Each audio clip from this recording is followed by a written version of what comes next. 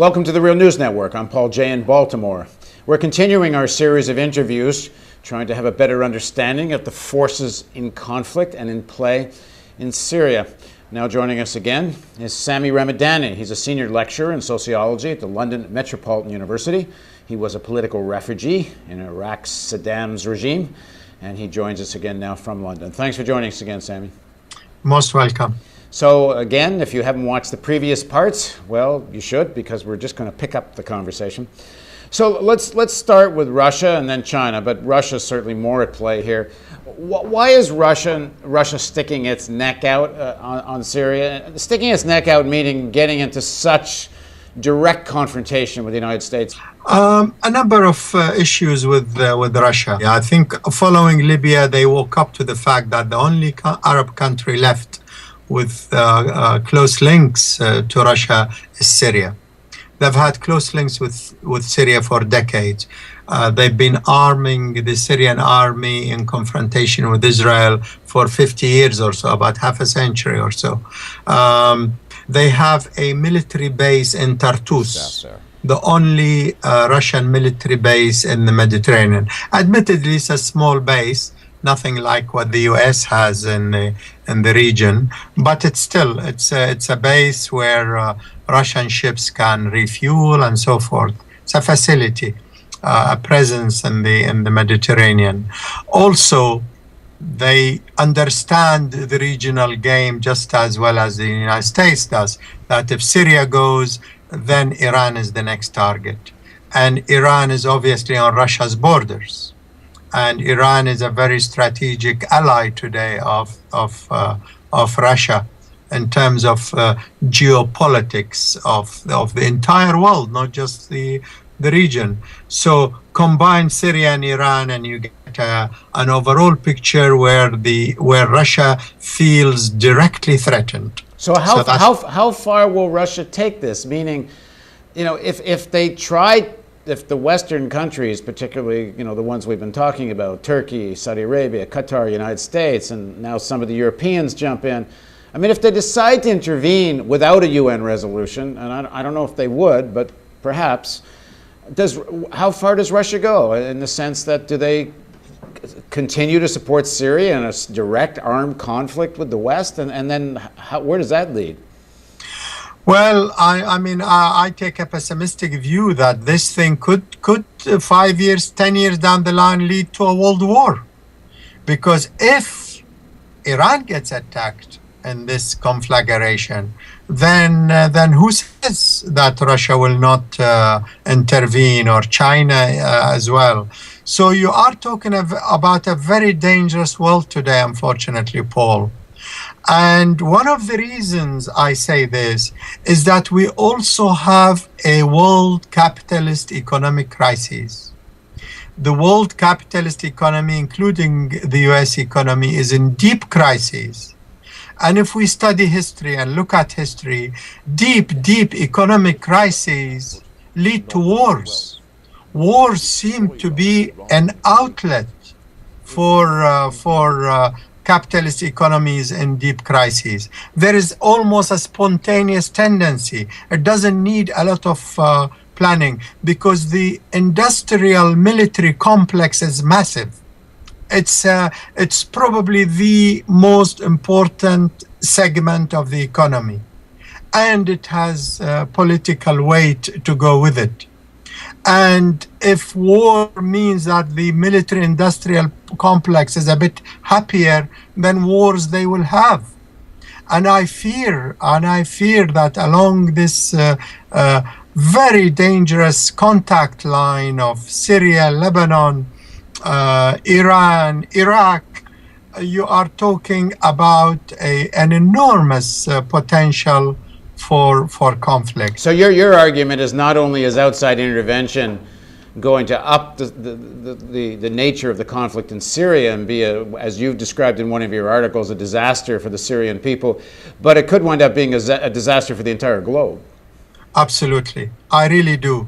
Because of the surrounding regional problems and the world economic situation, and the fact Russia is regaining some of its lost power militarily and economically, their situation have improved in the last 10 years, because following the collapse of the Soviet Union, Russia was in sixes and sevens, destabilized, very weak economy and so on. They have picked up quite a bit. China has picked up economically and militarily, and I don't think they today will accept a total monopolar world whereby only the United States is the dominant force, or even NATO. So you are talking about emerging countries, and they might even, India might even jump ship and go with China and Russia. India still is in the balance. Will they feel threatened by this onward march towards war, or will they throw their weight with NATO and maybe as a prize get Pakistan and settle the question of Kashmir? You have interlocking problems. Well, this is why I said in the last interview, this is feeling like the pre-First World War in some ways, although if you throw in the Depression, it's got bits of the Second World War too, but in either case, it's an extremely dangerous situation. Let's go back inside Syria. Just one final point there, Paul, that one of the reasons Russia is becoming intransigent on Syria is, again, just like my analysis about the Syrian opposition, the democratic opposition, and why the Syrian regime got stronger, is that the armed opposition is very closely tied to Saudi Arabia and the United States. If those ties were not as strong, then Russia is not wedded to Assad. They are wedded maybe to Syria, or a Syria which is not completely allied to the United States and Saudi Arabia. So they could tolerate a regime change, but not a regime change in which the armed opposition, proxies of Saudi, Qatar, Turkey, and the United States taking over.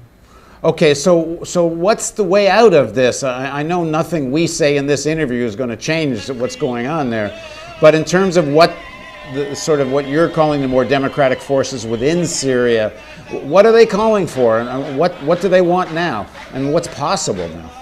What I read from them is that obviously they're very depressed by what goes on, but they still plug the same line. And which other line one would really request from them? They are responding to the demands of the Syrian people. They want democracy. They want better conditions for the people. But they are also saying, look, if this armed conflict continues, Syria itself is threatened. Syrian society could collapse. We will have a situation like Iraq and even worse. I mean, beyond that, what else could they say? Well, what I'm hearing from some of the Syrians I'm talking to, some of my friends, and these are people that are certainly not, pro-intervention. They're not pro-West in that way. They want Syria to be an independent, sovereign country. Their sympathies have been with the more democratic, as you call it, opposition. They're against the militarization of the opposition. But they're saying the only way out now is the Assad family, Assad himself at least, has to step down, and then you could have some opening for negotiations. That as long as Assad's there, you can't diffuse this militarization. And they say, the forces, the pro-militarization forces may not say that's enough, but Syrian society might shift and say, okay, now the fighting has to stop. Assad's gone. Sort of what happened in Egypt, even though, of course, a lot of people will be critical of what happened there because you wind up having Mubarakism without Mubarak, but still that's not quite necessarily analogous in Syria. Anyway, the point is should people be calling for against intervention and for Assad to step down? Well, you see, the thing is that I do not think that the problem is just Assad. Assad is a symbol. And what is happening is that because of the armed opposition wanting the entire regime to go, then people, the elites around the regime, will not let Assad go, even if he wants to go, if you see what I mean. Because what they are seeing is that this opposition is not a genuine Syrian opposition, because they could deal even with the democratic forces. They could give concessions. They could get rid of even Assad. Now, hang on one sec on that point, because Sure. I've talked to journalists who have been there, and again, they see a slice of what life is there, but they've talked to lots of members of the opposition, including those involved in the fighting. And they say that many of the fighters are not this sort of hardcore Islamists. They're not just the Syrian National Army connected to the Saudis. That there's a lot of indigenous, ordinary people involved in the fighting, and they're not just you can't characterize them as not genuinely Syrian. No, I wouldn't dispute that, by the way. I was trying to refer to the main military force. Okay. The people who are being armed with night vision sniper rifles, NATO. The people who are being armed with anti-tank rockets. And we're hearing today they're getting the equivalent of Stinger missiles now. Apparently they got 20, 30 missiles that can fire and bring down helicopters. Absolutely, exactly what the United States did in Afghanistan with the Mujahideen against the Soviet forces, if you remember. Because I think it is important to distinguish, though, that not all the fighters involved in armed struggle are those people you're talking about. I think those who are going on the offensive are mainly foreign-backed. But there are fighters who defend their families, who are more defensive in posture. And the democratic forces in Syria, I read their literature, they do refer to such people. They say, we know people who are armed, but they are armed to defend their neighborhoods or their families. They do not go on offensives. They do not launch operations suddenly in Damascus or Aleppo. Okay. So they make a distinction.